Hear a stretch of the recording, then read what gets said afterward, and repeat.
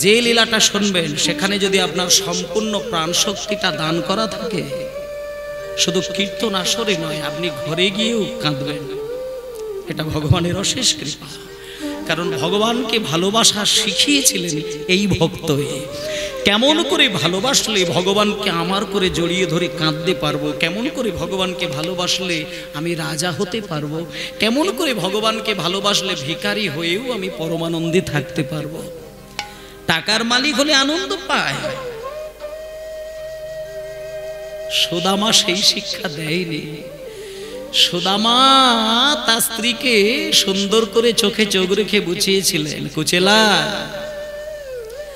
আমার ভাই কানাইকে আমি ভালোবাসতে গিয়ে আমার শরীরের দামি দামি ভারী ভারী সোনার জিনিসগুলো মা বাবার কাছ থেকে লুকিয়ে লুকিয়ে নিয়ে আমি কৃষ্ণকে দিয়েছিলাম, শুধু তার মুখের একটুখানি এঁঠো খাবার জন্য।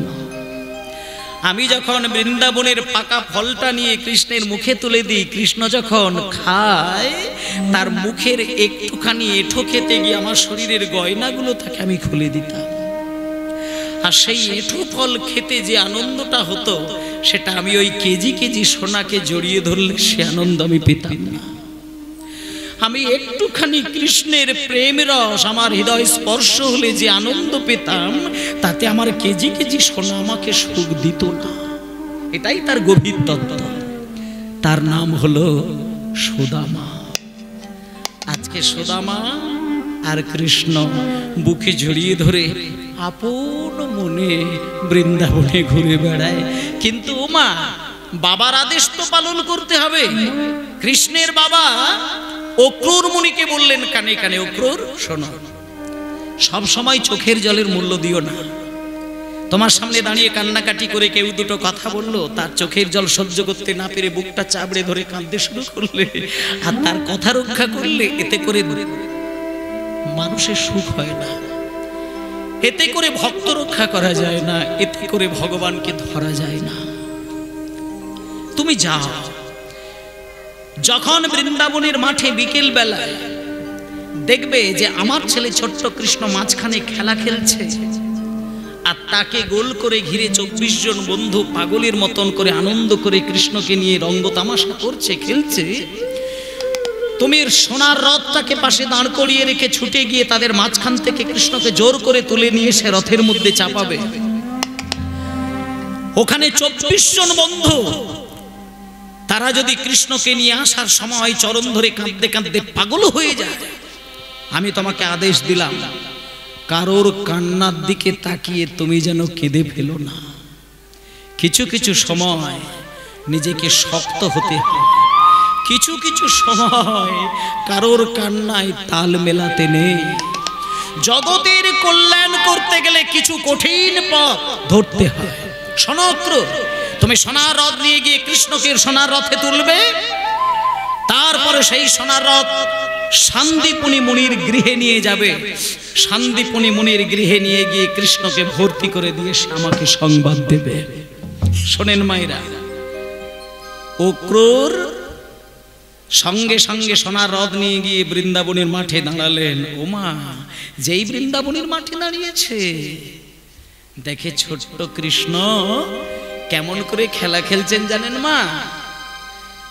কৃষ্ণ বসে পড়ল আর কৃষ্ণের কাঁধের উপরে সুদামা উঠে বসল।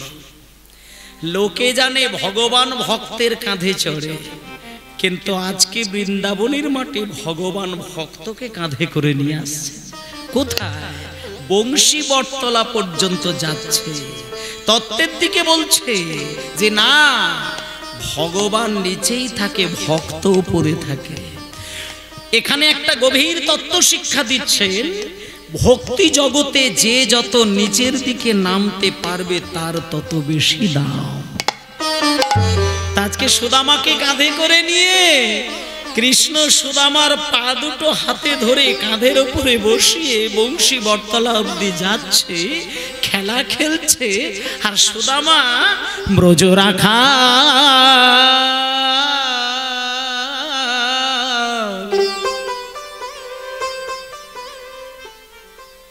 যমুনার কূলে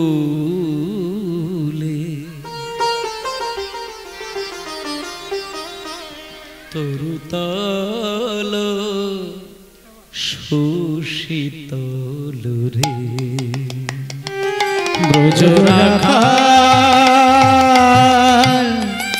যমুনা তাই গৌর হরি বল তরুতল সুশীতল রে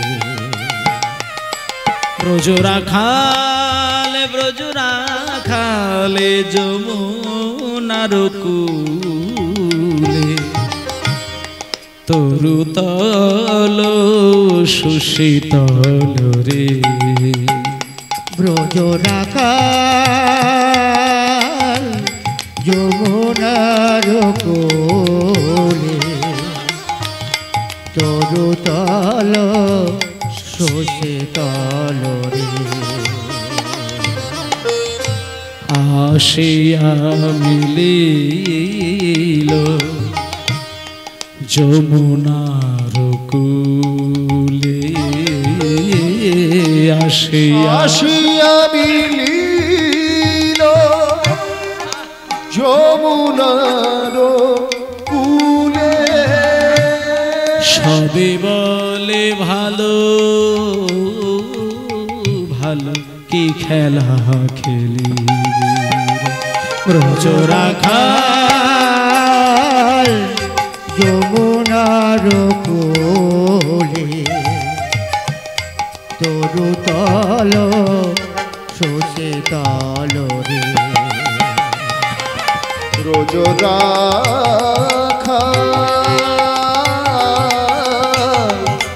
যমুনার কোলে তরুতল সুশীতল রে হাসতে মা আপনারা ছবির মতন করে লীলাটা আস্বাদন করবেন, ছবির মতন করে। বৃন্দাবনে যারা গেছেন তারা তো বৃন্দাবনের মাঠে জানেন, আর যারা জাননি তারা ভেতরে ভক্তিটাকে স্থির করুন, ধ্যানের মধ্যে বৃন্দাবন পেয়ে যাবেন। বৃন্দাবনে গেলেই যে বৃন্দাবন দর্শন হবে এই কথাটা কোথায় লেখা রয়েছে? আপনি যদি 20,000 টাকা খরচা করে ট্রেনে করে বৃন্দাবনে চলে যান তাতে কি হবে? আপনার বৃন্দাবনে গেলে ওই প্রাকৃতিক ভৌগোলিক পরিবেশটা আপনি লক্ষ্য করতে পারবেন, কিন্তু বৃন্দাবনের অলৌকিক যে তত্ত্বটা ওটা তো লক্ষ টাকা থাকলেও তো দর্শন করা যাবে না। এখনো বৃন্দাবনে গিয়ে গভীর রাত্রিতে যদি ভক্ত চোখ বন্ধ করে বুক চাপড়ে কাঁদে, কৃষ্ণের সেই বাঁশির স্বর এখনো শোনা যায়। এখনো বৃন্দাবনে গিয়ে যদি নীরব হয়ে হারাধে বলে কাঁদে, কৃষ্ণকে বুকে জড়িয়ে ধরে রাধারানী যে নূপুরের ধ্বনি করেছিলেন সেই নূপুরের শব্দ এখনো শোনা যায়, এখনো শোনা যায়। এখনো রাধারানীর চরণের নূপুরের ধ্বনি, এখনো কৃষ্ণের বংশীর ধ্বনি আপনি নীরবে শুনতে পাবেন। শুধু শোনার মতন কান, দেখার মতো নয়ন আপনি তৈরি করতে পারেন না। যার এই শোনার মতন বদন, দেখার মতো কান, চোখ থাকবে, সে বৃন্দাবনে যেতে লাগবে না। তার ওই কুঁড়ে ঘরের মধ্যেই খড়ের চাল, বাঁশের জানালা, বাঁশের দরজা, এখানেই বসে হা কৃষ্ণ হারাদে বলে কাঁদবেন। ব্রজের কৃষ্ণ রাধার প্রেম আপনি এইখানে দেখতে পাবেন। এটাই হলো আসল বৃন্দাবন। তাই জন্য মায়েরা, এই চৈতন্যদেবের কীর্তন বাসর হলো সেই বাসর যেখানে বসে কাঁদলে পরে ব্রজকে দেখা যায়। এই জায়গার কোথাও পাবেন না। কীর্তন গান ছেলে মানুষ করার জায়গা নয়। এই জন্য আমি বলেছিলাম যে হরিবাসরে দাঁড়িয়ে ড্যান্স দেখার ব্যাকুলতা যদি আনেন, নাম অপরাধ আপনি ধরে সামলাতে পারবেন না। এখানে ব্রজকে দেখা যায়, এখানে কৃষ্ণকে দেখা যায়, এখানে রাধারানীকে দেখা যায়। সব থেকে বড় কথা, এখানে বুক চাবড়ে কাঁদছেন ভগবান গৌর হরি, তাকে দেখা যায়। আজকে কৃষ্ণ খেলা খেলছেন। কে আসলেন? অক্রূর। কেন? শান্তিপুনি মুনির গৃহে তাকে লেখাপড়া শিখতে দিয়ে আসবেন। এবার যখন মাঠে এসেছে দেখছে কি অপূর্ব পরিবেশ। শ্রীদাম সুদাম দাম সুদাম সুবল মহাবল, আর কাঁধে করে নিয়েছে সুদামাকে। সঙ্গে সঙ্গে অক্রূর সুদামাকে কাঁধ থেকে নামিয়ে নিয়ে কৃষ্ণকে জোর করে সোনার সিংহাসন। এবার মায়েরা, সুদামাকে কাঁধ থেকে নামিয়ে নিয়ে যখন সুদামা কাছ থেকে জোর করে কৃষ্ণকে ছিনিয়ে এনে রথের উপরে তুললেন, সুদামা আশা করেছিল যে হয়তো কৃষ্ণকে রথে রেখে দিয়ে আসার পরে হয়তো আমাদেরকে নিয়ে যাবে, কিন্তু যা ভাবলো তার উল্টো। সুদামা পাগলের মতো তাকিয়ে রইলেন, কৃষ্ণকে সোনা রথের উপরে তুলে নিয়ে উধাও হয়ে গেল। তাহলে সেই ছোট্টবেলার বুকে জড়িয়ে ধরে হা কৃষ্ণ বলে কান্নাকাটি করার যে বন্ধুটা, সে যদি বেরিয়ে যায়, বৃন্দাবন কৃষ্ণ শূন্য হয়, সেখানে সুদামা কাকে জড়িয়ে ধরে কাঁদবে? তাই যখন সুদা কৃষ্ণ বেরিয়ে যাচ্ছে, তখন সুদামা, ওরে কানাই রে কানাই রে, ওরে হরি বল হরি বল কানাই রে, সুদামা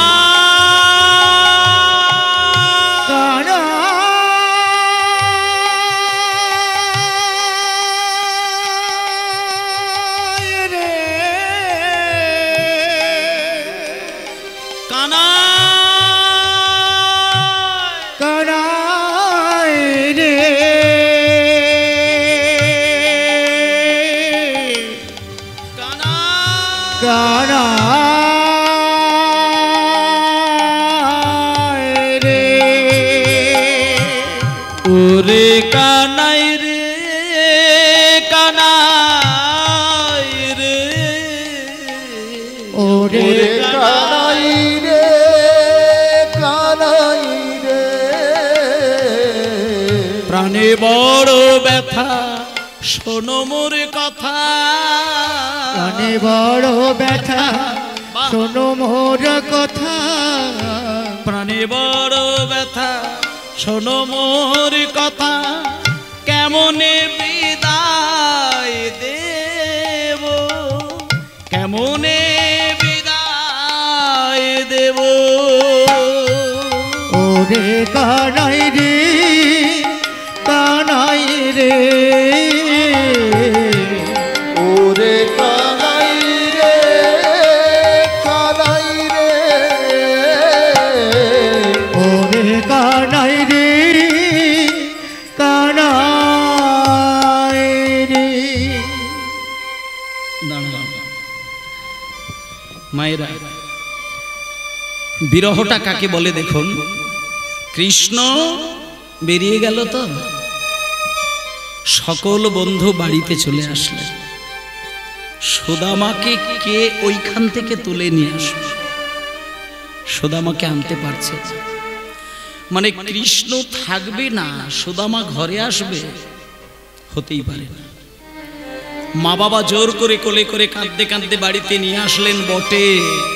দাঁড়া মায়েরা, মা বাবা জোর করে বৃন্দাবনের মাঠ থেকে তুলে নিয়ে আসলেন বটে, কিন্তু সেই যে কৃষ্ণ বেরিয়ে গেল, তখন থেকে সুদামা কাঁদতে কাঁদতে চোখটা যা বন্ধ করেছে, সে আর চোখ খোলে।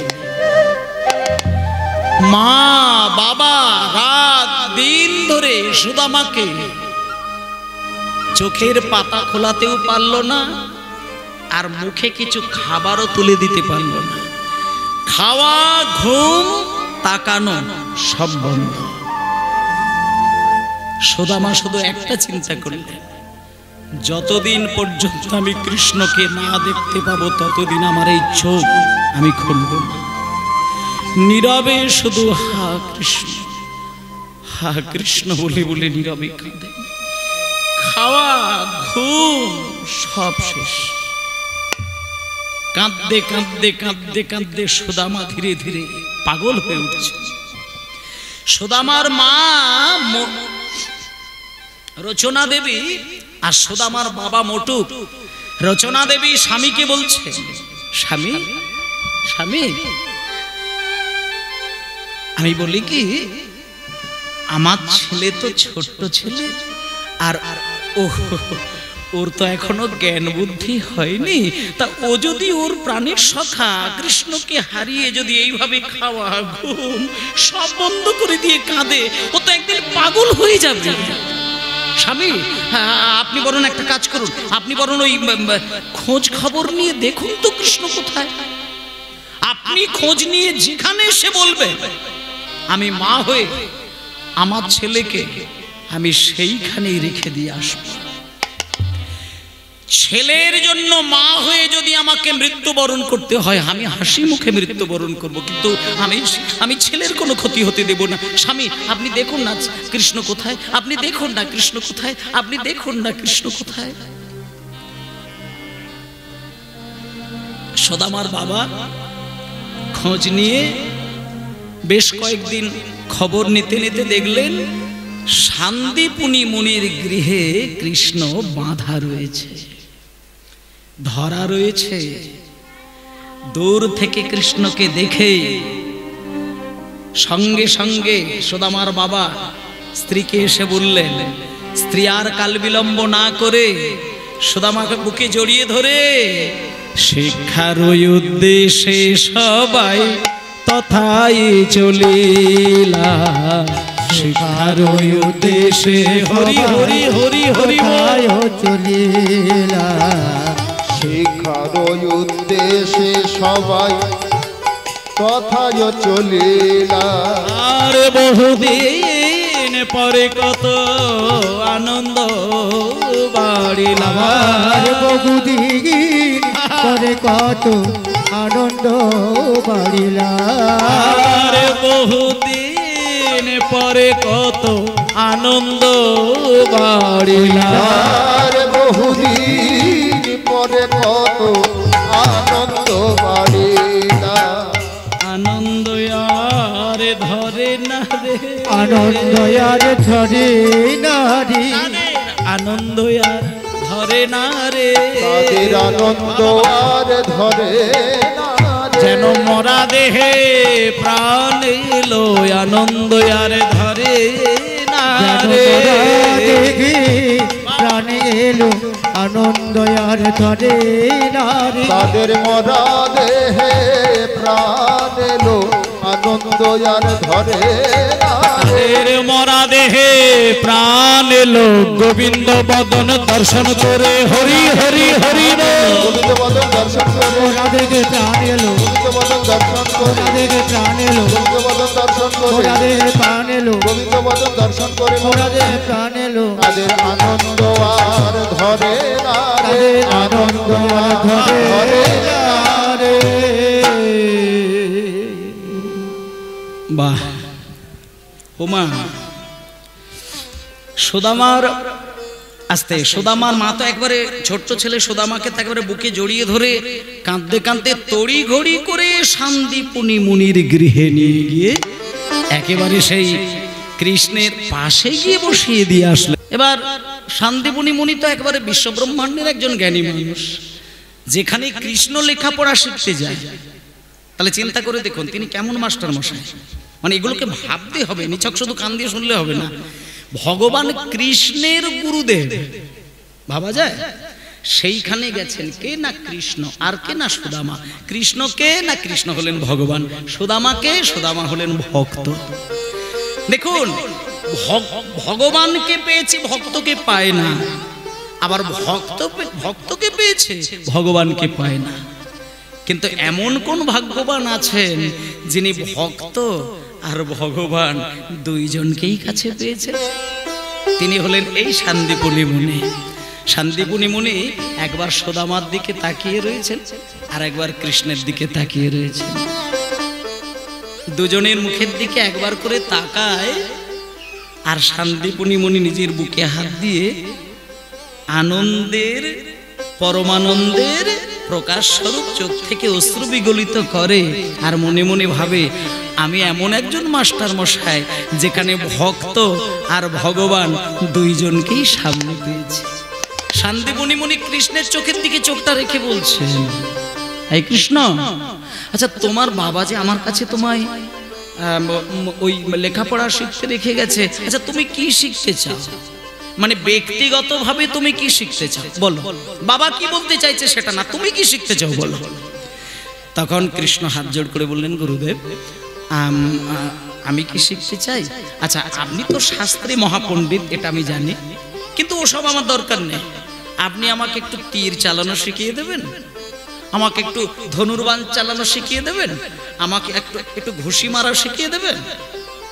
এখন এই ঘুষি মারা, তীর মারা, ধনুর্বাণ বিদ্যা, আচ্ছা এগুলো কেন শিখবে? শোনো, দাদাগিরি দেখাতে গেলে ভক্ত সাজলে হয় না, মাঝে মাঝে একটু কি যুদ্ধও শিখতে হয়। এখন আপনি সব সময় কি হাতে বাঁশি নিয়ে ঘুরবেন, নাকি সব সময় হরি হরি বলে সবার কাছে ছুটবেন? দাদা সাজতে গেলে, নেতা সাজতে গেলে কিছু কিছু ক্ষেত্রে ওই ভক্তকে চেপে রেখে দিয়ে মাঝে মাঝে একটু অস্ত্রও ধরতে হয়। এটা আমাদের শাস্ত্রে বলেছেন যে যুদ্ধ করতে হয় কাদের জন্যে? দুষ্টের দমন আর সৃষ্টের পালনের জন্য। তা আজকে কৃষ্ণ শান্তিপুরী মুনিকে বললেন যে গুরুদেব, আপনি আমাকে শাস্ত্রবিদ্যাটা শেখাতে হবে না, আপনি আমাকে না ওই একটুখানি যুদ্ধবিদ্যা শিখিয়ে দিন না গুরুদেব। তখন এবার গুরুদেব বলছেন যে কৃষ্ণ, ঠিক আছে তোমাকে আমি যুদ্ধবিদ্যা শিখিয়ে দেব, কিন্তু যুদ্ধবিদ্যা কেন শিখবে তুমি? তখন কৃষ্ণ বলছেন, আপনি জানলেন যুদ্ধবিদ্যা কেন শিখবো? আপনি বোঝেন না?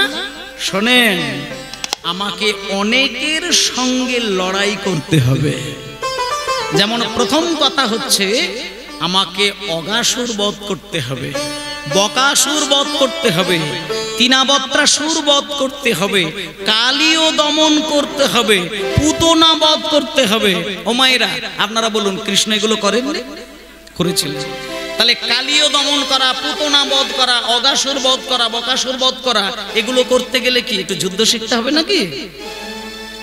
তা সেই জন্য কৃষ্ণ যখন বললেন আমাকে যুদ্ধ শিখতে হবে, তখন এবার গুরুদেব বললেন, ঠিক আছে বাবা, তুমি যখন যুদ্ধ শিখতে চাও, আমি তোমাকে গুরুদেব হয়ে কথা দিলাম, তোমাকে আমি সুন্দর করে যুদ্ধ শিখিয়ে দেব, চিন্তা করার দরকার নেই। তবে সেই সঙ্গে একটু শাস্ত্রও জ্ঞান করো।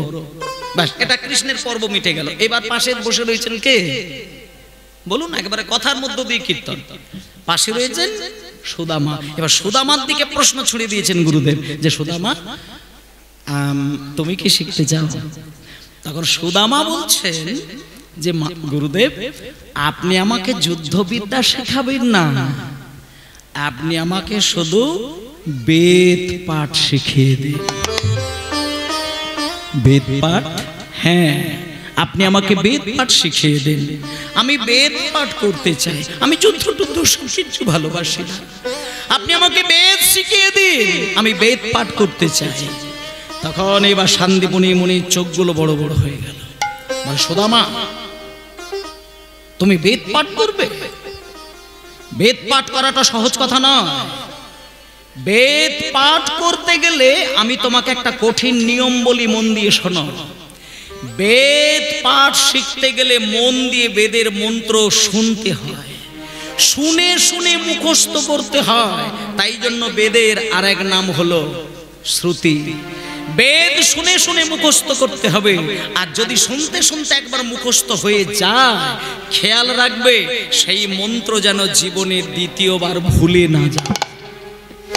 আর ভুলে যদি গেছো, তোমাকে ব্রাহ্মণ ডেকে প্রায়শ্চিত্ত করতে হবে। একটু আগে বললাম না, ঠিক এই পারপাসে কথাটা এসে গেল। তাহলে দেখুন শাস্ত্রের সিদ্ধান্ত। এইবার দেখুন, সুদামাকে যখন এই কথাটা বললেন, সুদামা বললেন, গুরুদেব, আমি আপনার চরণ ছুঁয়ে কথা দিলাম, আপনি আমাকে বেদ পাঠ শিখিয়ে দিন। আমি কথা দিলাম, আমি প্রাণ ভরে বেদের মন্ত্র মুখস্থ করব।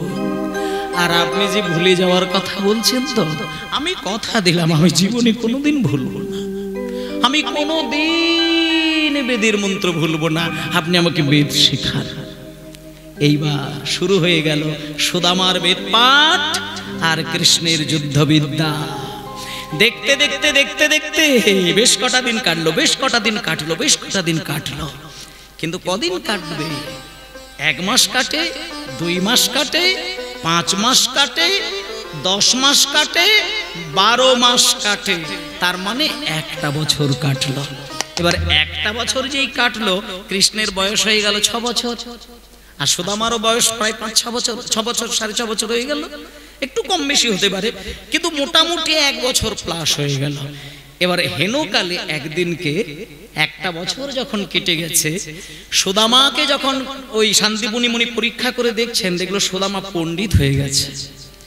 মানে বেদের এমন কোন অধ্যায় সুদামা মুখস্থ করতে পারে না, গুরুদেব দেখতে পেলে না। যেখান থেকে, যে অধ্যায় থেকে যে শ্লোক বলতে বলে, সুদামা চোখ বন্ধ করে অনায়াসে বলে দেয়। দেখলো যে না, এদের জন্য আর কিছু দরকার নেই। এবার একদিন সকালবেলায় ব্রহ্ম মুহূর্তে কৃষ্ণ সুদামাকে সামনে বসিয়ে গুরুদেব বললেন, ওরে সুদামা, এই কৃষ্ণ, তোমাদের শুভ খবর, আজকে তোমাদের বিদ্যালয় থেকে ছুটি। আমার কাছে যা যা বিদ্যা ছিল তোমাদের দুইজনকে আমি উজাড় করে দিয়ে দিয়েছি। আর আমার কিছু বিদ্যা নেই। আমি যুদ্ধ বিদ্যার যত কৌশল আমি সব কৃষ্ণকে দিলাম। সুদামা, আমি শাস্ত্রবিদ্যা যা জানি তোকে উজাড় করে দিয়ে দিয়েছি। আর আমার কাছে কিছু বিদ্যা নেই রে বাবা। তোরা দুইজন এবার যে যার গন্তব্যস্থলে ফিরে যা। আচ্ছা মায়েরা, একটা প্রশ্ন করি। আপনারা তো অনেকক্ষণ কীর্তন শুনছেন। আমি প্রথম কথাটা বলবো যে কীর্তন করতে করতে যদি একটু রাত্রির বেশি হয়ে যায়, অসুবিধে নেই তো? বেশ, কারণ আপনারা যদি শোনার উপরে ধ্যান দেন তাহলে আমার পরিবেশনে ধ্যান আসবে। ঘড়ির ব্যাটারি তখন খোলা থাকবে, ঘড়ির ব্যাটারি খোলা থাকবে, শেষে ব্যাটারি পড়াবেন। এখন 4 ঘন্টাও হতে পারে, 8 ঘন্টাও হতে পারে, সকালও হতে পারে, টেনশন নেই তো? ব্যাস, যত টেনশন শুধু আমার, আর কারণ নয়। তাই এবার বলি, মোটামুটি কৃষ্ণ সুদামার লেখাপড়া শেষ। এইবার শান্তিপুনি মুনি সুদামা আর কৃষ্ণকে বললেন, তোমরা বাড়ি চলে যাও। আচ্ছা মায়েরা বলুন, এই বাচ্চারা কথা বলবে না, সামনের বাচ্চাদেরকে বলছি বাবা কথা বলবে না। আর যদি ঘুম পাই বাড়ি যাও, কিন্তু এখানে ডিস্টার্ব করো না। যাও বাড়ি যাও, ডিস্টার্ব করবে না। আর যদি সেরকম হলে পিছন দিকে যাও, ঠিক আছে? মায়েরা খুব মন দিয়ে শুনছেন, শুনবেন। যারা মন দিয়ে শুনছেন, আমি এটুকু অন্তত আশা করছি যে আপনাদের হৃদয়ে অবশ্যই ভগবানের কৃপা আছেন। কারণ কীর্তন আসরে নাচ গান দেখার জন্যই তো বসে থাকে, কিন্তু ভক্তির কীর্তন শ্রবণ করার জন্য ভক্ত হতে হয়। সেটাও এক জন্মের সম্পদ নয়। কেউ যদি প্রেমের কীর্তন শুনতে চায়, প্রেমের কীর্তন শোনার জন্য উৎকণ্ঠিতভাবে উৎকণ্ঠায় পাগল হয়ে যায়, তাহলে জানতে হবে যে ভগবানের কৃপাটা তার এই জন্মে নয়, গত জন্মেই ছিল। তাই আপনারা পাগলের মতন বসে আছেন, শুনছেন, এটা আমার খুবই ভালো লাগছে। তাই শোনেন, আজকে যখন সুদামা আর কৃষ্ণকে বুঝিয়ে দিলেন যে তোমরা এবার গন্তব্যস্থলে ফিরে যাও, ওমা অসুবিধাটা কারোর হলো না, অসুবিধাটা হলো একজনের। কার জানেন? সুদামার। সুদামা একটা জিনিস পরিষ্কার বুঝে গেলেন, এতক্ষণ গুরুদেবের কাছে ছিলাম মানে আর কিছু হোক বা না হোক আমি কৃষ্ণের কাছে ছিলাম। আর এখন যদি আমাদেরকে বাড়ি যেতে হয়, কৃষ্ণ যেহেতু যুদ্ধবিদ্যা শিখেছে, ও কিন্তু বাড়ি যাবে না। ও কোথায় যাবে? ও তো যুদ্ধ করার জন্য দ্বারকায় যাবে, মথুরায় যাবে, কুরুক্ষেত্রে যাবে। তাই সুদামা যখন বুঝলেন যে এইবার আমাদেরকে বাড়ি যেতে হবে, সুদামা সঙ্গে সঙ্গে বুক চেপে জড়িয়ে ধরে, ওরে কানাই রে, কানাই রে, হরি হরি বল, কানাই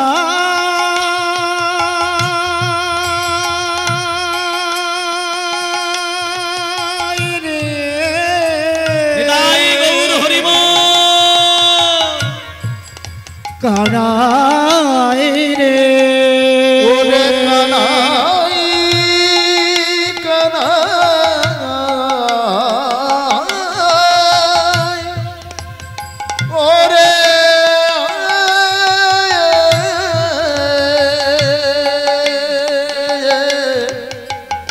ওরে হরি হরি বল, হরি হরি বল, নিতাই গৌর হরি বল।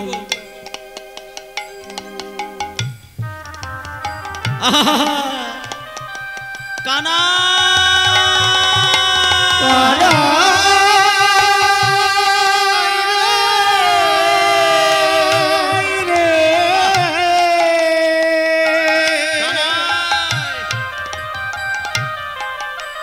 কানাই রে, ওরে কানাই রে কানাই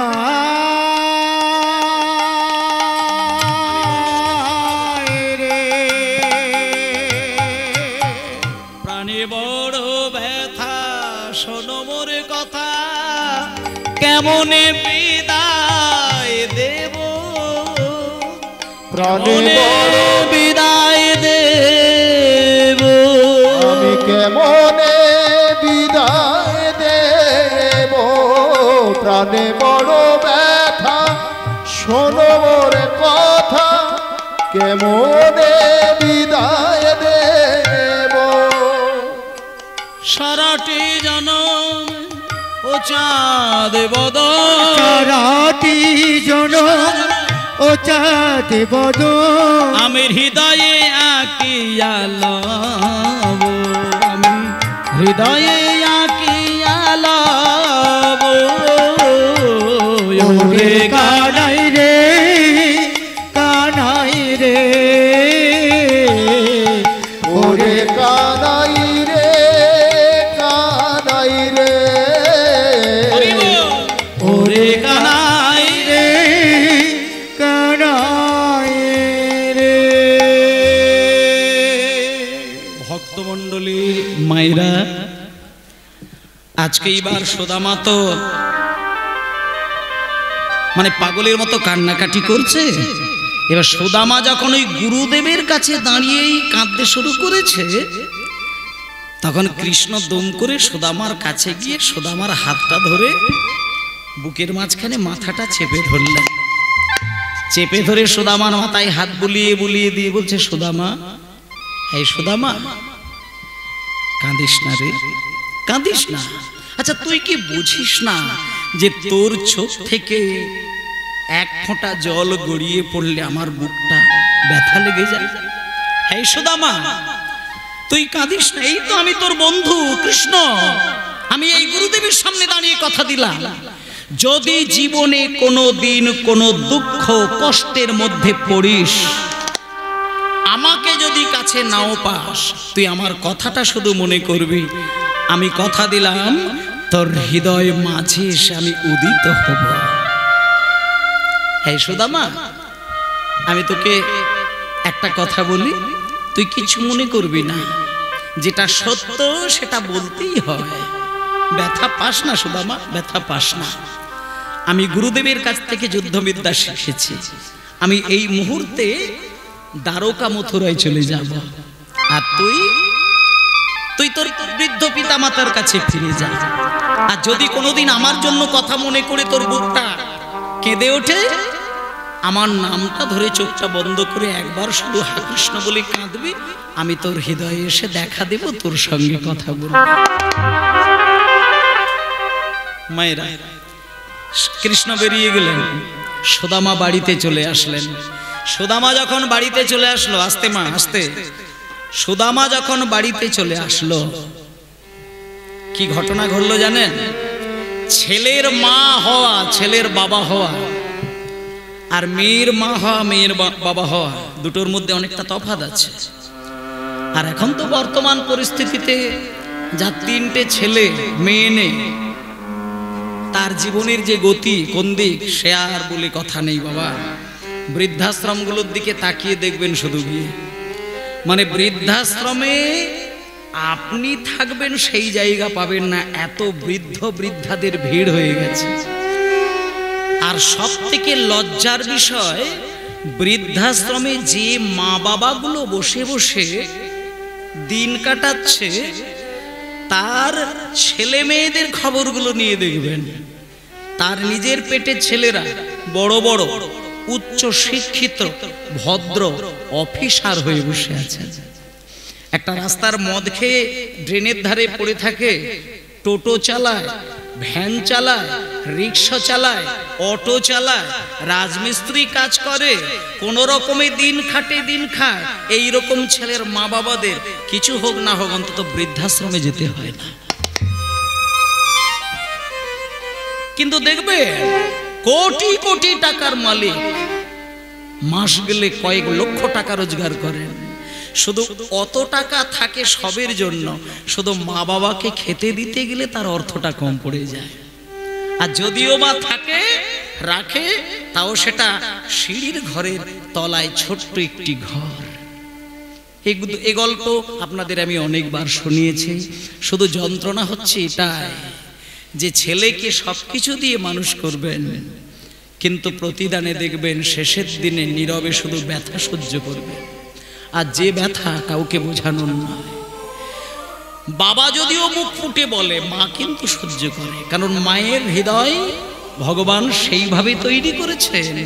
কুপুত্র যদিও বা হয়, কুমাতা কদাপি নয়। ছেলে মেয়ে লক্ষ যন্ত্রণা মাকে দিলেও মা লক্ষ যন্ত্রণা গলার উপরে তোলে না, মুখ ফুটে লোককে বলে না। যে আদর্শ মায়ের আসনে দাঁড়িয়ে থাকেন সেই মা বোঝেন, ছেলের ব্যথায় যদি আমার চোখ থেকে দুবিন্দু অশ্রু গড়ায়, এই চোখের জলের প্রতিদানে ছেলের চোখ থেকে দুবিন্দু রক্ত গড়িয়ে পড়ে। তাই মা কাঁদে না, ছেলের কথায় মা কাঁদে না। শুধু ঠাকুরকে রাত দিন একটা কথা বলে, ঠাকুর আমাকে ছেলে যাই বলুক, যাই করুক, ভিখারি করে দিক, যাই করে দিক, আমি দিনটা গড়িয়ে কাটিয়ে দেব। শুধু রাত দিন তোমাকে জানাই ঠাকুর, ছেলেকে তুমি সুখে রেখো, তাকে তুমি ব্যথা দিও না। মানে ছেলে মাকে লক্ষ কষ্ট দিল, মা রাত দিন ভগবান ছেলের কল্যাণ চাই। এই মাকে যারা খেতে দেয় না, তারা ভগবানের কাছে যতই দামি দামি সেবা দিক, সন্দেশ দিক, রসগোল্লা দিক, ওগুলো কুকুরের সেবায় লাগে, ভগবানের সেবায় লাগে না। এই পৃথিবীতে এই আদর্শটা ধরিয়ে দেওয়ার জন্য চৈতন্যদেবের আগমন, যে শোনো, তুমি ভগবানকে সেবা দিতে গেলে তুমি আসল জায়গাটা লক্ষ্য রেখো। তাই ভক্তমণ্ডলী মায়েরা, ও মা শোনে, একদিনকে না একটা ছেলে নতুন বিয়ে করেছে। নতুন বিয়ে করে তার মা বাবার ভক্তিটা কিঞ্চিত কমে গেছে। 21টা দিন বিয়ে করেছে, স্বামী স্ত্রী ঘরে রয়েছে। 21 দিনের মাথায় রাত্রির 12টা বাজে, তখন তার নতুন স্ত্রী মাঝরাত্রিতে স্বামীকে ডাকছে, স্বামী স্বামী স্বামী স্বামী স্বামী। ধরপর করে স্বামী উঠলেন, কি রাত্রির 12টা একটার সময় তুমি আমাকে এইভাবে ডাকাডাকি করছো, তোমার কি কোনো শরীর খারাপ? তখন স্ত্রী বলছেন, স্বামী না না, আমার শরীর খারাপ, মানে শুধু একটা প্রশ্ন ছিল। প্রশ্ন? হ্যাঁ, একটা প্রশ্ন।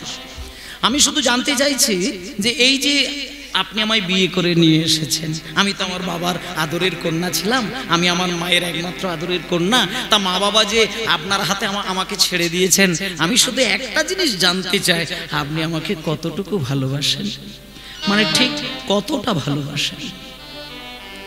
তখন স্বামী সব কথা শোনার পরে একটা কথা বললেন, দেখো, আমি তোমাকে কতটা ভালোবাসি এই মুহূর্তে বলবো না, সকাল হোক আমি সব কথা বলবো।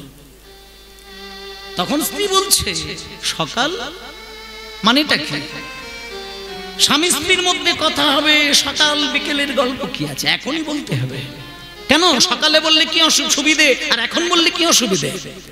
তখন স্বামী বলছেন, মিষ্টি করে বলছেন যে দেখো, অসুবিধেটা আমার নয়, অসুবিধেটা অন্য জায়গায়। কোন জায়গায়? না, আমার মা বৃদ্ধা মা, আর আমার মায়ের শরীর ভালো নয়। আমাদেরই পাশের ঘরে মা শুয়ে রয়েছেন। আমি জানি আমার মা রাত্রিতে খুব কষ্ট করে করে করে করে শেষের রাত্রিতে মা ঘুমাতে যায়।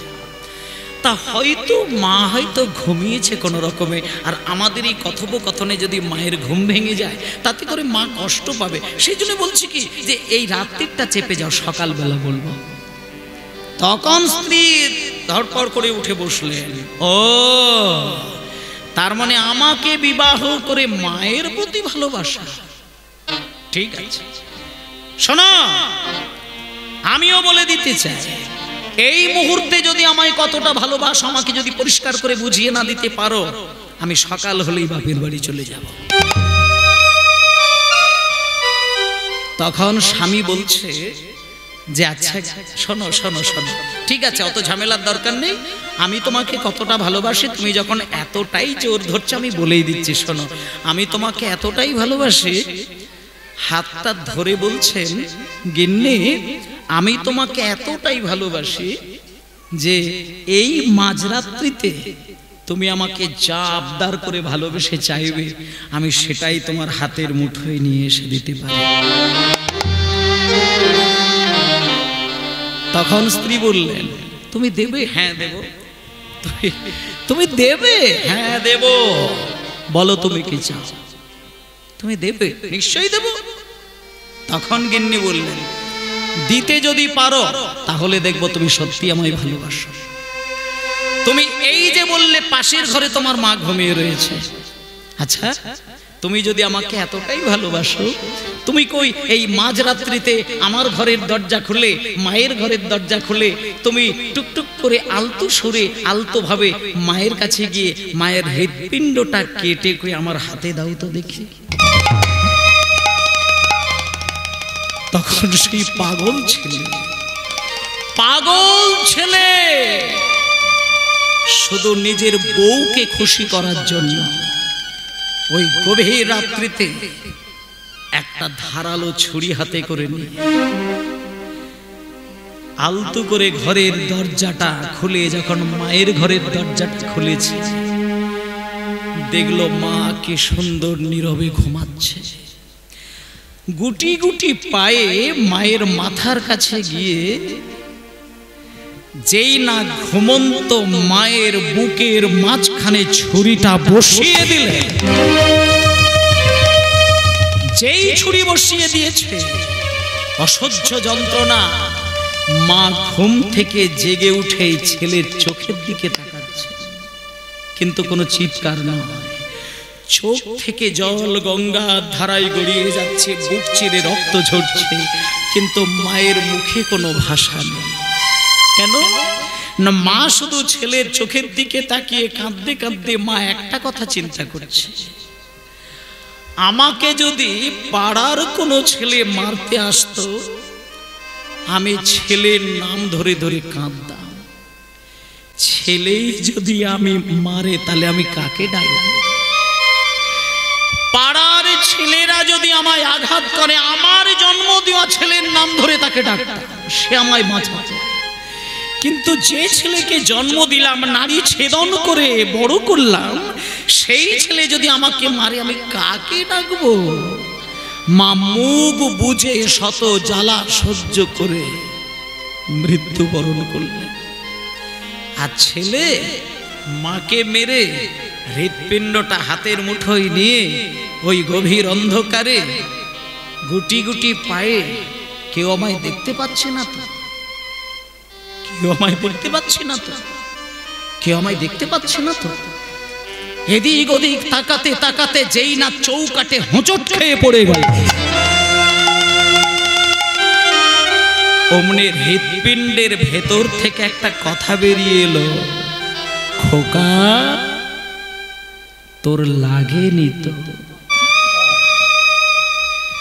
যে মায়ের বুকটা কেটে হৃৎপিণ্ডটা বার করে ছেলের স্ত্রীর হাতে দিতে এলো, সেই মায়ের লাগলো না, ছেলে শুধু হোঁচট খেয়ে একটুখানি পড়ে গেল, মায়ের বুকে ব্যথা লাগলো, বাতাসে কথা বেজে উঠল, খোকা তোর লাগেনি তো?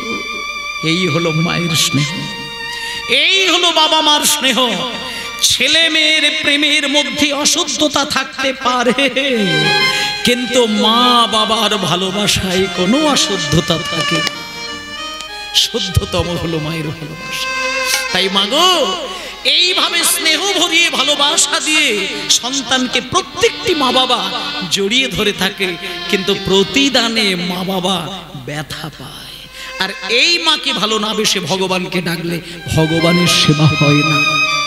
আজকে সুদামা শিক্ষা অর্জন করে পণ্ডিত হয়ে বাড়িতে এসেছে। সুদামার মা সুদামার বাবা দুজনে মিলে কথা চিন্তা করলেন যে আমার ছেলে তো ধীরে ধীরে বড় হচ্ছে, আমাদের শরীর ভালো নয়, কয়েকটা দিনের মধ্যেই হয়তো আমাদের জীবন থাকবে না, তাই সুদামার যদি বিবাহটা দিয়ে দেওয়া হয় তাহলে আর কিছু হোক বা না হোক বৌমার মুখটা দেখে তো যেতে পারবো। এই বলে রচনা দেবী মটুককে বলছেন, স্বামী আমার সুদামার জন্য একটা বিবাহের ব্যবস্থা করলে হয় না? তড়িঘড়ি করে তাড়াহুড়ো করে একটা মেয়ের সঙ্গে সুদামার বিবাহের ব্যবস্থা করলেন। যে মেয়েটির সঙ্গে মায়েরা যে মেয়েটির সঙ্গে সুদামার বিবাহ যুক্ত হলো সেই মেয়েটির নাম হলো কুচেলা দেবী। আচ্ছা মায়েরা একটা কথা বলি শোনেন, সুদামা যখন গুরুদেবের কাছ থেকে বাড়িতে আসলেন, সুদামা কিন্তু গুরুদেবের চরণ ছুঁয়ে একটা প্রতিজ্ঞা করে এসেছিলেন। তিনি গুরুদেবকে বলেছিলেন, গুরুদেব এই যে আপনি আমাকে বেদ পাঠ শেখালেন, আমি আপনার চরণে একটা প্রতিজ্ঞা করে আমি বাড়িতে যাব, আমি জীবনে কোনোদিন মিথ্যে কথা বলবো না, আর অন্যায়ের সঙ্গে আপোষ করে চলবো না, তাতে যদি আমার অন্ন জোটে জুটুক তো না জোটে না জুটুক। সুদামা সত্যবদ্ধ বাড়িতে আসলেন, বিবাহ দিলেন স্ত্রী কুচেলা দেবী। কিন্তু মায়েরা যেদিনকে বিবাহ দিলেন তার কয়েকটা মাস পরে পিতা মাতা মৃত্যুবরণ করলেন। সুদামার বিবাহের কটা মাস পরে মামা বলিয়া বিপ্র কাঁদিতে লাগিল। হরি হরি বিপ্র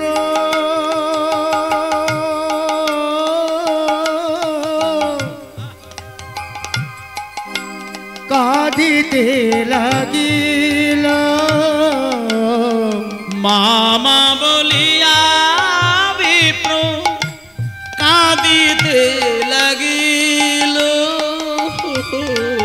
মামা বলিয়া বিপ্র কাঁদিতে লাগিল। অঙ্গ ছাড়িয়া সুদামা ধুলাই গড়াইল। হরি হরি অঙ্গ ছাড়িয়া সুদামা ধুলাই লুটাইল। অঙ্গয়া ছাড়িয়া সুদামা ধুলাই মা সুদামা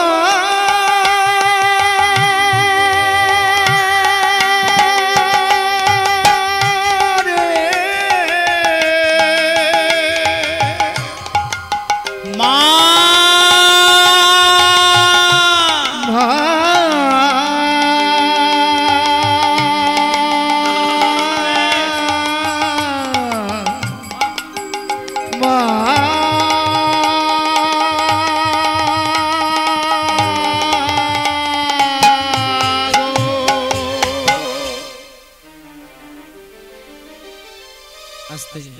মা মারা গেল, কয়েকটা দিন পরেই বাবা মারা গেল।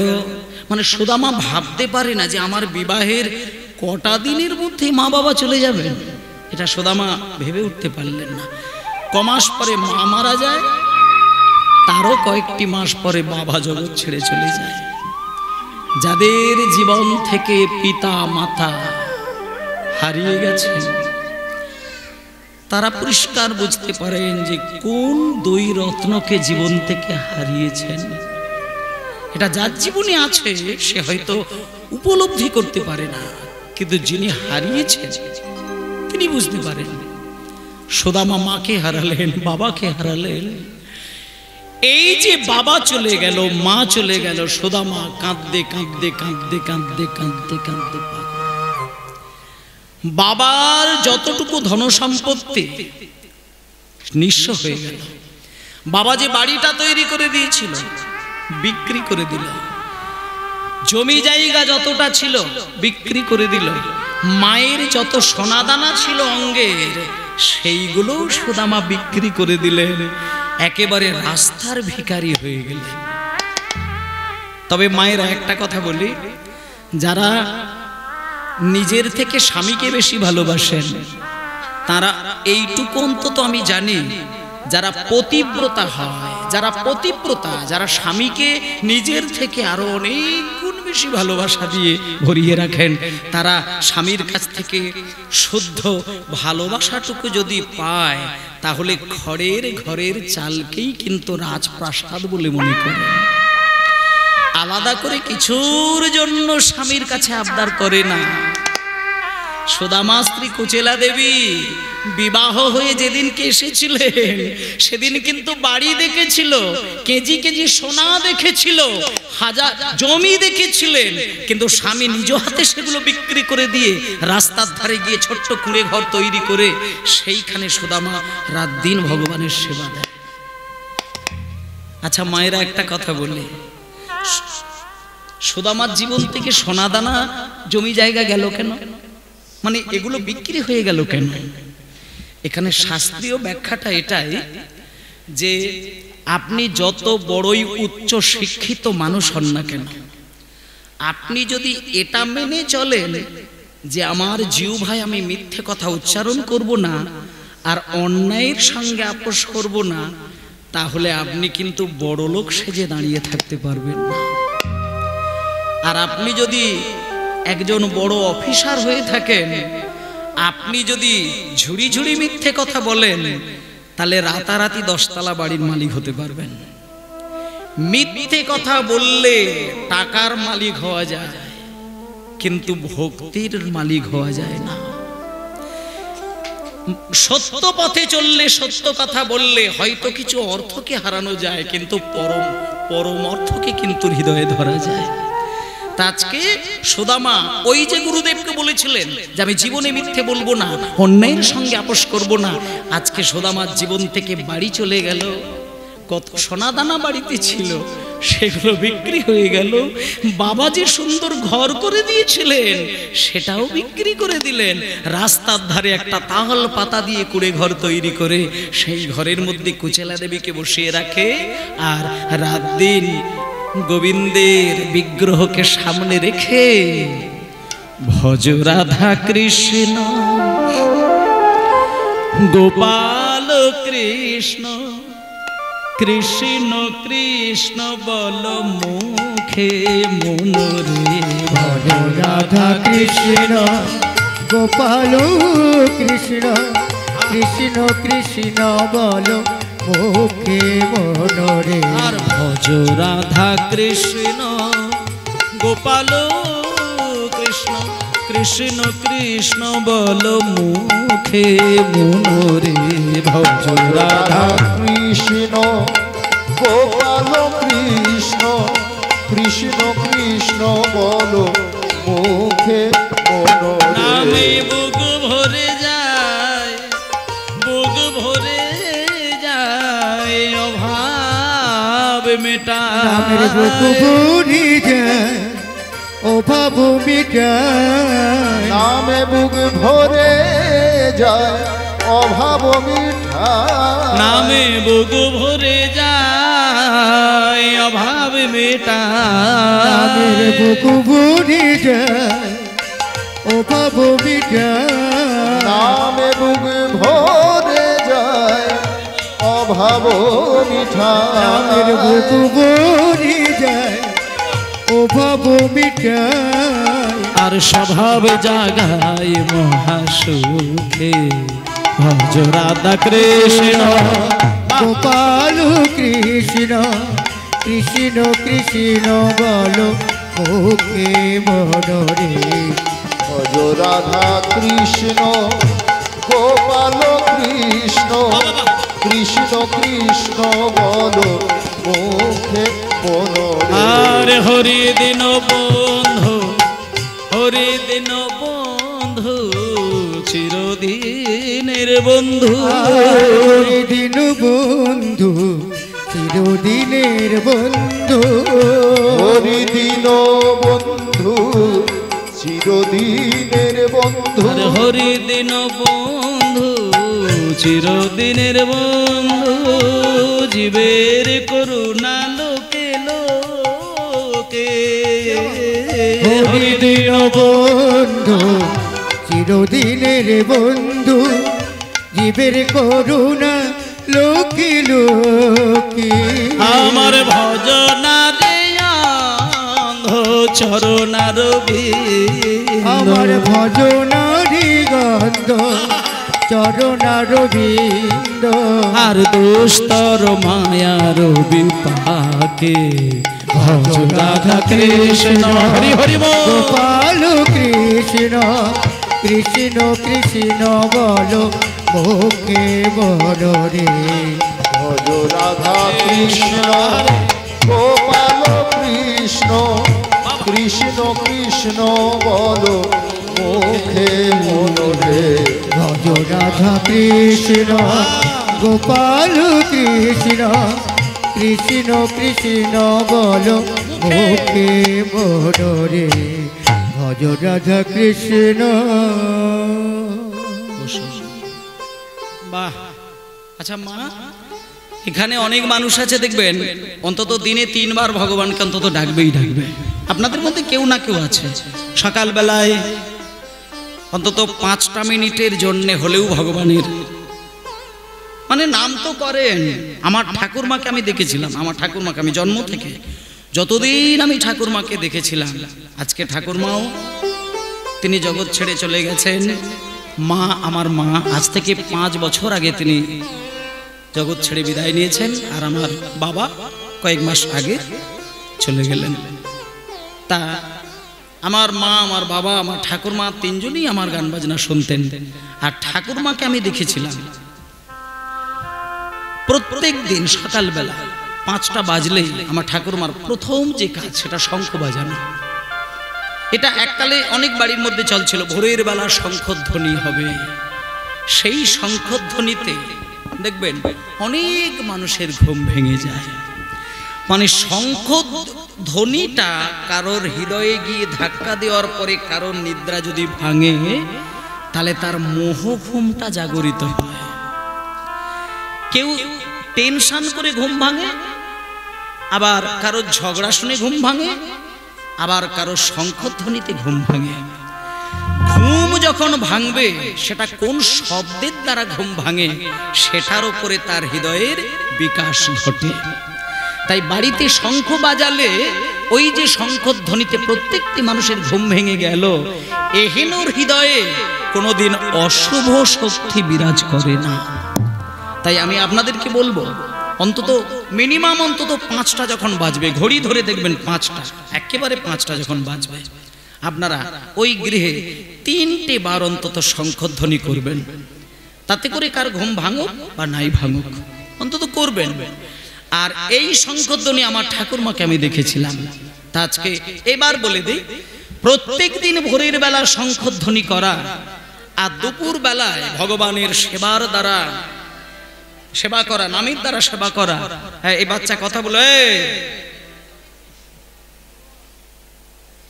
আর সন্ধ্যাবেলায় শঙ্খধ্বনি করা। এই 3টে টাইম আমি ভগবানকে ডাকলেন। কিন্তু সংসারে হয়তো টাকার অভাব। এখন এইখানটা আমি একটা প্র্যাকটিক্যাল কথা বলি। রাত দিন গোবিন্দকে সেবা দিলেন, কিন্তু চালের হাঁড়িতে চাল থাকলো না, ডালের জায়গায় ডাল থাকলো না। নুন আনতে গেলে পান্তা শেষ হয়ে যায়, কিন্তু প্রত্যেকদিন কৃষ্ণ নাম করেন। কজন স্ত্রী মেনে নেবেন? কটা বাড়ির বউ মেনে নেবে? রাত দিন স্বামী কৃষ্ণ নাম করবে কিন্তু হাঁড়িতে চাল থাকবে না, কজন মেনে নেবে? দেখুন, পতিব্রতা নারী হলে হয়তো অনেক কিছু মেনে নেয়, কিন্তু কিছু কিছু জিনিস মেনে নিতে পারে না। আজকে দেখুন, সুদামা স্ত্রী কুচেলা দেবী পতিব্রতা। এই যে তালপাতার পুরে ঘরে সুদামা স্ত্রী, সুদামাকে দেখা যাচ্ছে। একদিনকে সুদামা স্ত্রী সুদামাকে চরণ জড়িয়ে ধরে বলছে, স্বামী, মাঝে মাঝে আপনাকে দেখে আমার মন একটা কথা না বলে ওঠে। আমি মাঝে মাঝে আপনার চোখের দিকে তাকিয়ে একটা কথা বুঝতে পারি। আপনি হয়তো মনে করছেন যে আপনি আমাকে তালপাতার ঘরের মধ্যে রেখেছেন বলে আমি বোধহয় মনে মনে কষ্ট পাচ্ছি। তো না, আমি কষ্ট পাচ্ছি না। আমি বরং একটা কথা বলতে পারি, আপনার পবিত্র ভালোবাসা দিয়ে যদি আমি জীবনটা কাটাতে পারি, আমার এই কুঁড়ে ঘরে আমি নিজেকে রাজরানীর মতন করে কাটাতে পারি। আমার কিছু দরকার নেই, আমার সোনা দানা গয়না কাটি হিরে মুক্ত জমি জায়গা গাড়ি বাড়ি কিছু দরকার নেই, শুধু আপনার ভালোবাসাটুকু থাকলে আমার জীবন ধন্য। ব্যাস এইভাবে দিন কাটায়।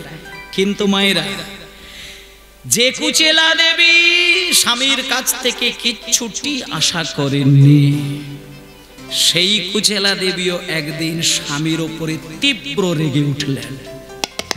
কোন কারণে রেগে গেলেন সেটা আপনারাও হলে রেগে যেতেন। শোনেন সেই দিকটা। কোনোদিন পান্তা খেয়ে দিন কাটায়, কোনো অসুবিধে নেই।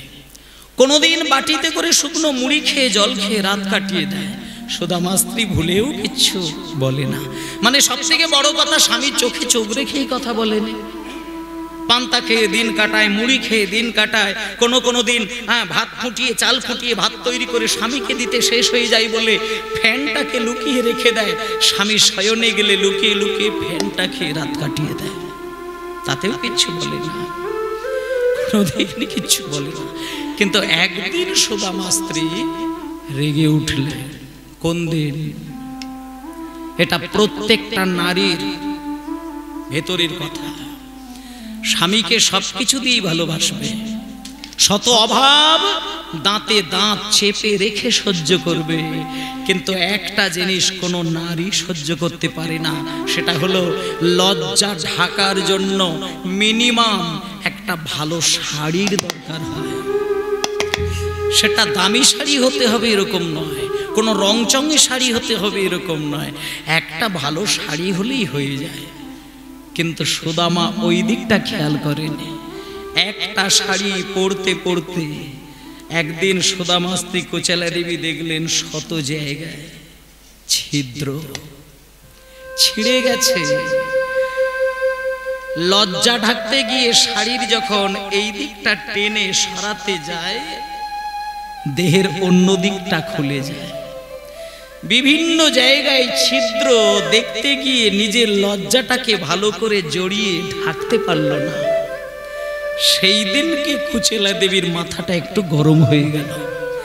রেগে গিয়ে সুদামার পিছনে দাঁড়িয়ে বলছে, স্বামী স্বামী স্বামী, আমি শুনেছি যারা ভগবানের নাম করেন তাদের আর কিছু হোক বা না হোক সংসারে নাকি টাকা পয়সার অভাব হয় না। আর তার থেকে বড় কথা, আমি এটুকু জেনেছি কৃষ্ণ নাকি আপনার প্রাণের বন্ধু। আর এটাও আমি শুনেছি কৃষ্ণ নাকি দ্বারকার রাজা। তা আপনার বন্ধু যদি দ্বারকার রাজা হয়, তাহলে আপনি একটা কাজ করুন না, আপনি একটু কষ্ট করে মান সম্মান জলাঞ্জলি দিয়ে আপনার ওই ভাই কানাইয়ের কাছে গিয়ে দাঁড়ান না, তাহলে তো আমাকে এত জ্বালা যন্ত্রণা সহ্য করতে হয় না। স্বামী কুচেলা, তুমি কাকে কি বলছো? কুচেলা শোনো, শোনো কুচেলা, শোনো শোনো ভালো করে শোনো। তুমি আমার ভাই কানাইয়ের কাছে আমাকে অর্থের অভাবের কথা জানাতে বলছো? আমি না খেতে পেয়ে মরে গেলেও আমি পারবো না। কুচিলা, তুমি দুদিন এসেছো, হয়তো বোঝো না, অনেক কিছু জানো না। শোনো একটা কথা বলি, আমি আমার ভাই কানাইকে এত ভালোবাসি, এত ভালোবাসি, আমি তার মুখের একটুখানি এঁঠো খেতে গিয়ে আমি লক্ষ লক্ষ টাকার গয়না কাটিগুলো তাকে আমি খুলে দিতাম। তাহলে যে ভাই কানাইয়ের এঁঠো খেতে গিয়ে আমার গয়না খুলে দিয়েছে,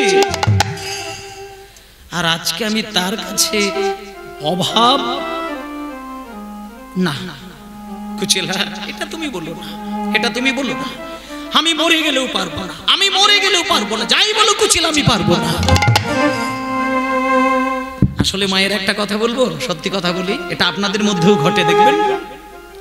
সত্যি যদি স্বামীকে ভালোবাসেন না, সংসারের অভাবে স্বভাব নষ্ট হয়ে গিয়ে 10টা কথা বলতে গিয়ে সত্যি যদি একটা বাজে কথা মুখ দিয়ে বেরিয়ে যায়, আর সেই কথায় স্বামী যদি বুকে আঘাত পায়, কেঁদে ওঠে, খেয়াল করে দেখবেন আপনার কথায় স্বামীর চোখে যদি 1 ফোঁটা জল গড়ায়, 100 ফোঁটা চোখের জল স্ত্রীর নয়নে রিটার্ন এসে যায়। এটা শুদ্ধ ভালোবাসার প্রকাশ। ভালো তো বাসেন, হাজার হোক আপনি তো ভালোবাসেন।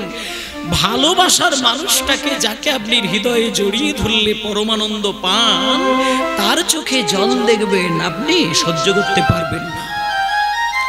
সুদামাকে কথা বলতে গিয়ে সুদামা যখন কেঁদে উঠলে, বুদ্ধিমতী কুচেলা সঙ্গে সঙ্গে চোখের জলটা মুছে কথাটাকে ঘুরিয়ে দিয়েছে। সঙ্গে সঙ্গে কথাটা ঘুরিয়ে দিলেন, স্বামী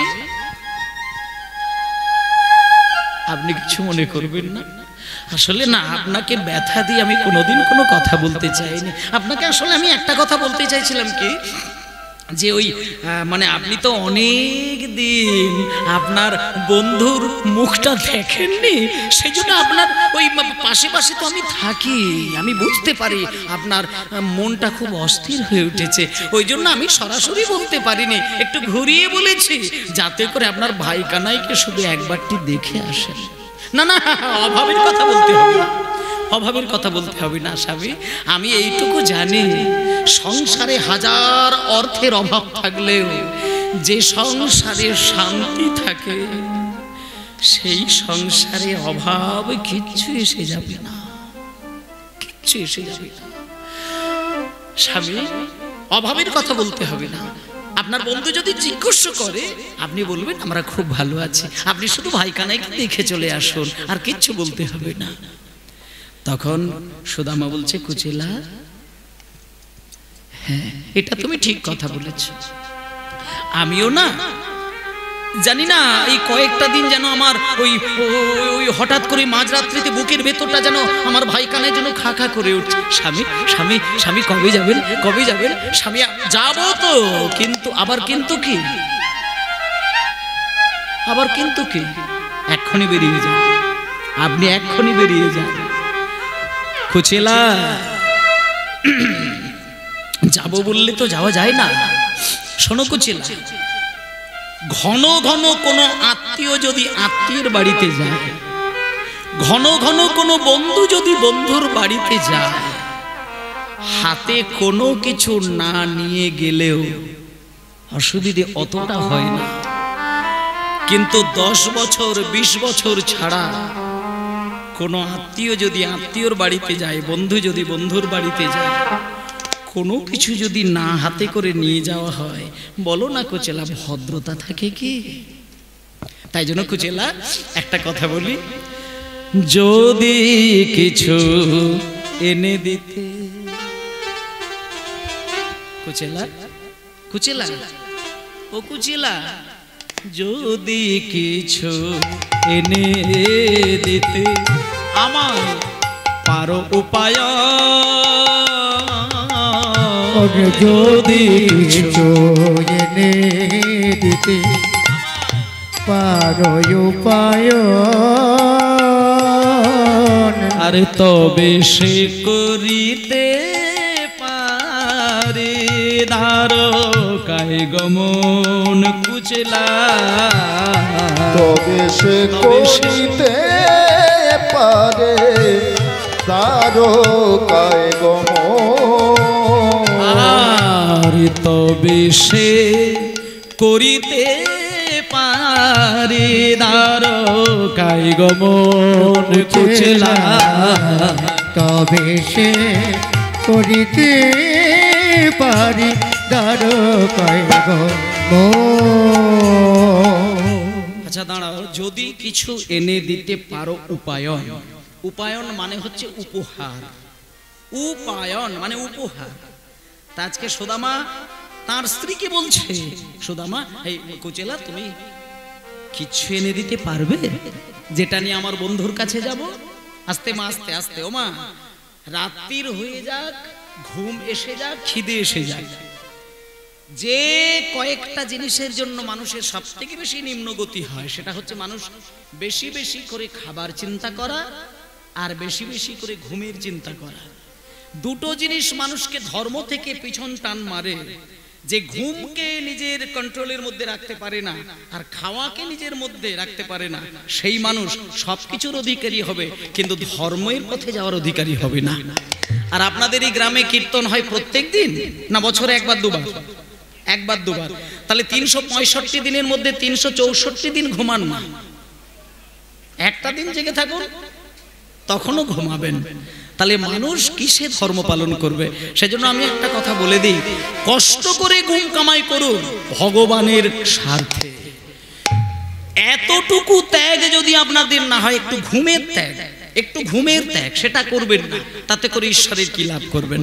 তাই জন্য মাগো আপনাদেরকে বলি, একটুখানি কষ্ট করে সময় ব্যয় করবেন, ভগবানের সঙ্গে ভক্তের মিলন যে জায়গাটা হবে সেইখানটা দর্শন করে তারপরে বাড়ি যাবেন। আস্তে সবাই বলুন একবার নিতাই গৌর প্রেমানন্দে হরি বল হরি বল।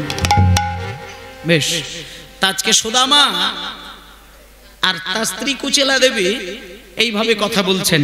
যখন এইবার কুচেলা দেবীকে বলছে, কুচেলা তুমি একটা কিছু আমায় এনে দাও, আমি আমার ভাই কানাইয়ের কাছে নিয়ে যাই, তখন কুচেলা দেবী বলছে, আমি তো আপনার স্ত্রী, আর আপনি যে ঘরে থাকেন আমিও তো সেই ঘরে থাকি, তাহলে আমি কি এনে দেব? বলছে যা কিছু এনে দিতে পারো। আমার ভাই কানাই ওই রকম কোনো ব্যক্তি নয় যাকে ছোটখাটো জিনিস দিলে নেবে না। তাকে যে ভালোবেসে যতটুকু জিনিস দেবে আমার ভাই কানাই হাত বাড়িয়ে সেই জিনিসটাই গ্রহণ করে নেয়।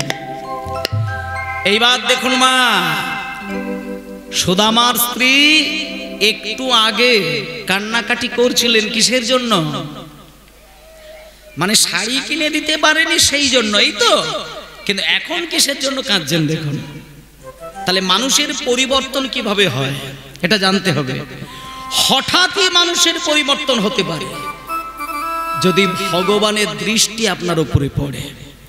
যেমন মানুষের নিম্নগতি থেকে ঊর্ধ্বগতি হয় সেটা ভগবানের দৃষ্টির উপরে, তেমন মানুষের ঊর্ধ্বগামী থেকে নিম্নগামী হয় কিছু অশুভ দৃষ্টির কারণে। আর আপনার জীবনের অশুভ দিকগুলোকে যদি ধ্বংস করতে হয় তাহলে আপনাকে আর কিছু হোক বা না হোক ধর্মের পথটাকে ধরতে হবেই হবে। দেখো আজকে কুচেলা দেবীকে যখনই বলছে কিছু এনে দাও, তখন কুচেলা দেবী বলছেন, স্বামী আচ্ছা তাহলে একটা কথা বলি, মানে আমি তো আর বড় সড়ো কিছু দিতে পারবো না, আর তাহলে শোনেন শোনেন শোনেন শোনেন, আপনি ঘরের মধ্যেই থাকুন, আপনি ঘরের মধ্যে বসুন, আপনি তো প্রত্যেকদিন সকালবেলা বেরিয়ে যান, দুপুরের আগে চলে আসেন, কিছু ভিক্ষার ঝুলিতে চাল ডাল নিয়ে আসেন, আর সেটা তো আমাদের দু মানুষের পেট চালানোর জন্য। তা আজকে না হয় আপনি ঘরে বসে থাকবেন, আমি আজকে ভিক্ষায় যাব। যে বাড়ির দ্বারে গিয়ে আপনি ভিক্ষা করতেন সেই বাড়ির দরজার সামনে গিয়ে আমি দাঁড়াবো, তারা যদি আমাকে কিছু দেয় সেটা নিয়ে আপনার কাছে দেব, ওইটা না হয় আমরা কদিন খাবো না, ওটা নিয়েই আপনি ভাইকানের কাছে যাবেন। এই বলে সুদামার স্ত্রী, এই বলে সুদামার স্ত্রী কুচেলা দেবী ভিক্ষায় বেরিয়েছেন। কোথায়? আপনাদের এই গ্রামে। কিসের জন্য? কৃষ্ণের কাছে নিয়ে দাঁড়ানোর জন্য। তাহলে চিন্তা করা যায়, একটু আগে যে মানুষটা শাড়ির জন্য স্বামীকে দুটো কড়া ভাষায় কথা বললেন, আজকে সেই মানুষটাই আঁচল পেতে ভিক্ষা করছেন ভগবানের সেবার জন্য। তা আজকে আঁচল পেতে আমায় ভিক্ষা দাও গো। আচ্ছা আমি ভিক্ষার গান গাইছি বলে কোনো মা যেন আবার ওই গেরো খুলবেন না, সব সেই গিট দেওয়া থাকে না, 10 টাকা মোড়া থাকে 7 বছর আগে, সেই নোট আমার কাছে বেশ কিছু আছে, ঠাকুরমা দিয়েছেন, 7 বছর আগে মুড়ে রেখেছিল, রুমালে বেঁধে সুটকেসে রেখে দিয়েছে। এবার 7 বছর পরে সুটকেস থেকে খুলছে, সে একবারে মুড়ে মাছুড়ে একবারে কি বাবা বিতৃষ্টি ব্যাপার, সেই নোট আমাকে দিয়ে দিয়েছে। এরকম নোট অনেক আছে ঠাকুরমার থেকে পাওয়া, কিন্তু ওই নোটটা সামাজিকভাবে হয়তো মূল্য না থাকলেও ছেড়ে গেলেও ওই নোটের মধ্যে আলাদা একটা শক্তি রয়েছে। এরকম কিছু নোট আমি বাড়িতে রেখেছি যেখানে মা ঠাকুরমাদের একেবারে পরিপূর্ণ ভক্তি দিয়ে রাখা সঞ্চিত ধন, সেই ধন আমার ঘরে অনেক আছে, আমি রেখে দিয়েছি সেই টাকা। সেই জন্য এরকম যদি 7 বছর 8 বছরে মোড়া টাকা থাকে আপনারা দেবেন আমাকে, সেটা এখন নয়, কীর্তন শেষে দেবেন, এখন দেওয়ার দরকার নেই। হ্যাঁ, কেমন? তা আজকে সেই জন্য বলছি এখন কেউ ওই আঁচলের গেরো খুলবেন না, রেখে দিন। শুধু সুদামা স্ত্রী কুচেলা দেবী ভিক্ষায় বেরিয়েছেন সেটা জানানোর জন্য আপনাদের কাছে আমি বলছি। তা সুদামা স্ত্রী কুচেলা দেবী, আমায় ভিক্ষা দাও গো নগরবাসী,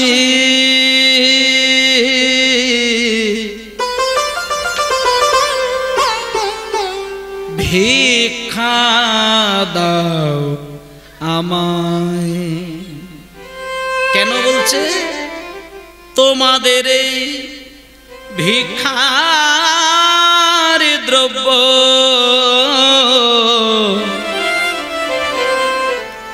পাবে শ্যামরায়, শ্যামরায়, শ্যামরায়, ভিক্ষা দাও আমায়।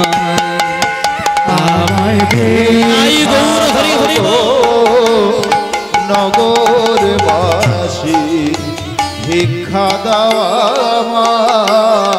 ভিক্ষা দাও গো নগরবাসী, ভিক্ষা দাও আমায়। আর তোমাদের ওই ভিক্ষার দ্রব্য পাবে শ্যামরায়, তোমাদের ভিক্ষার দ্রব্য পাবে শ্যামরায়। ভিক্ষা দাও আমায়, আমায় ভিক্ষা দাও গো নগরবাসী, ভিক্ষা দাও আমায়। ভিক্ষা দাও গো নগরবাসী, ভিক্ষা দাও আমায়। আমায় ভিক্ষা দাও গো নগরবাসী, ভিক্ষা দাও আমায়। কানা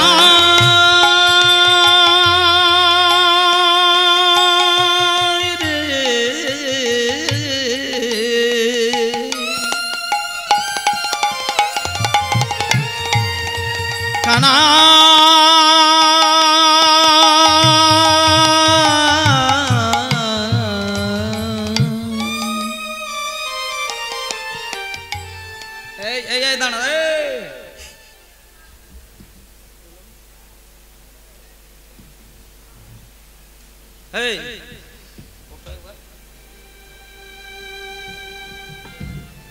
বলে এই বউটাকে তো চেনা চেনা লাগছে। হ্যাঁ, কি বলো তো? সকালবেলায় ভিক্ষা ঝুলি নিয়ে দুমদাম করে দরজায় ধাক্কা, এ তো খুব মুখ চেনা। কে বলো তো?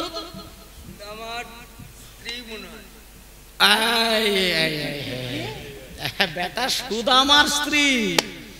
তাই বলি আমি তখন থেকে চিন্তা করছি বউটা কে, বউটা সুদামার স্ত্রী। তুমি চেনো? হ্যাঁ চিনি তো। ও ভামলের মা, হ্যাঁ তুমি চেনো? আমি চিনি তো। আচ্ছা, তাহলে সুদামার স্ত্রী। আচ্ছা, তা দেখি বউটাকে একবার জিজ্ঞেস করে দেখি, বউটাকে একবার জিজ্ঞেস করে দেখি। ও বউটা, বলি আপনার স্বামীর কি শরীর খারাপ?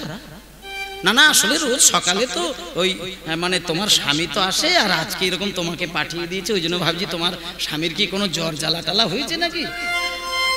তখন সুদামা স্ত্রী বলছেন, হাত জোড় করে বলছেন, না গো, আমার স্বামীর কোনো শরীর খারাপ হয়নি, আমার স্বামী সুস্থ আছে, ভালো আছে। আমি এসেছি কেন জানো? এই যে আমি ভিক্ষা করলে আমার স্বামী ভিক্ষা করে আর আমিও ভিক্ষা করছি, স্বামী যেদিন ভিক্ষা করে তোমরা যে দাও, ওটা আমাদের দুই মানুষের পেট চলে। আর আজকেই যে আমি এসেছি, এটা যদি তোমরা আমার ভিক্ষা ঝুলিতে কিছু দিয়ে দাও, তাহলে এটা আমাদের পেট চালানোর জন্য নয়, এটা কি হবে জানো? তোমাদের এই ভিক্ষার দ্রব্য পাবে শ্যামরা,